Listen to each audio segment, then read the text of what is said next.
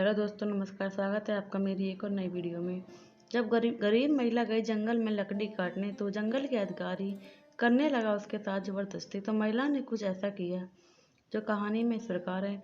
गांव के किनारे बसा था एक छोटा सा परिवार जिसमें रहती थी पार्वती। पार्वती का जीवन बेहद सरल था। उसका पति रमेश एक मजदूर था और दोनों अपनी छोटी सी झोंपड़ी में सुख दुख साझा करते थे। गरीबी ने उनके जीवन को कठिन बना दिया था, लेकिन पार्वती की हिम्मत कभी नहीं टूटी। वह हर दिन चूल्हे पर लकड़ी जलाकर खाना बनाती थी और लकड़ियां जुटाने के लिए अक्सर जंगल का रुख करती थी।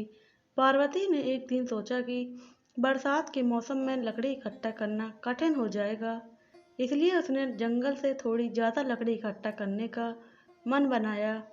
वह अपनी कुल्हाड़ी उठाकर जंगल चली गई।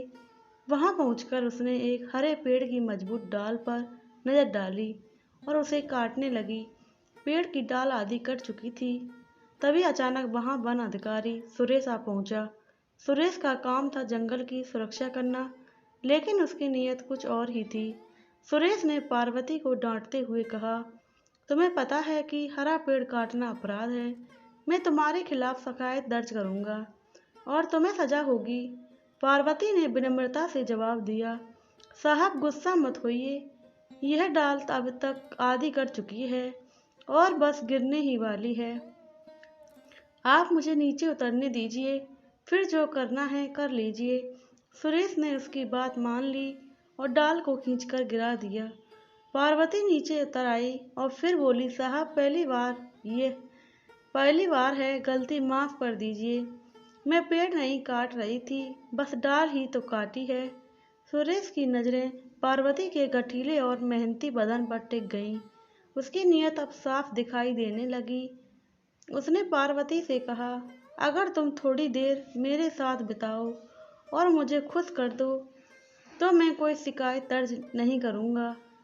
तुम जितनी लकड़ी चाहो काट सकती हो, मैं तुम्हें नहीं रोकूंगा।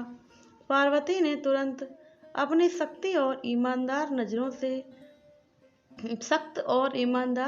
से सुरेश की ओर देखा। साहब आप मुझे गलत समझ रहे हैं, मैं ऐसी औरत नहीं हूँ। मेरे पास 2 बच्चे हैं और मैं अपने पति को धोखा नहीं दे सकती। सुरेश ने हंसते हुए कहा, आजकल बहुत सी औरतें अपने घर से बाहर ही आनंद लेती हैं। मैं तुम्हें कुछ पैसे भी दे दूंगा, इससे तुम्हारी गरीबी दूर हो जाएगी। पार्वती ने उसकी बात का तीखा जवाब दिया, साहब हम गरीब हैं, लेकिन हमारी इज्जत सबसे बड़ी दौलत है। हम लालच में नहीं पड़ते। जो लोग लालची होते हैं वे ही ऐसे काम करते हैं, चाहे वह गरीब हो या अमीर। मेरे पास जो है मैं मेरे लिए वही काफ़ी है। सुरेश की नीयत अब साफ थी। उसने धमकाते हुए कहा, इसका मतलब तुम मेरी बात नहीं मानोगी। अब मुझे कुछ करना ही होगा। पार्वती ने साहस के साथ जवाब दिया, आप मेरा कुछ नहीं बिगाड़ सकते। जब मेरे हाथ इतनी भारी लकड़ी काट सकते हैं और सर पर उठा सकते हैं, तो मैं अपनी सुरक्षा भी कर सकती हूँ। और रही बात कार्रवाई की, तो याद रखिए कि आप खुद इसमें शामिल हैं। मैं डाल काटी हूँ, लेकिन किसे गिराने वाले आप हैं। सुरेश पार्वती की दृढ़ता और आत्मसम्मान के आगे हार गया। उसने पार्वती को छोड़ दिया और वहां से चला गया। लेकिन पार्वती का आत्मविश्वास और उसकी सच्चाई का प्रकाश जंगल में छा गया। इस घटना ने साबित कर दिया कि सच्चाई और आत्मविश्वास से बढ़कर कुछ नहीं होता। पार्वती ने न सिर्फ अपने परिवार का सम्मान बचाया, बल्कि समाज को भी यह सिखाया कि कोई भी महिला अपनी इज्जत और गरिमा की रक्षा करने में सक्षम होती है, चाहे उसकी स्थिति कैसी भी हो। पार्वती का यह साहसिक कदम उसके गांव में एक मिसाल बन गया और उसकी कहानी दूर दूर तक लोगों के दिलों में गूंजने लगी।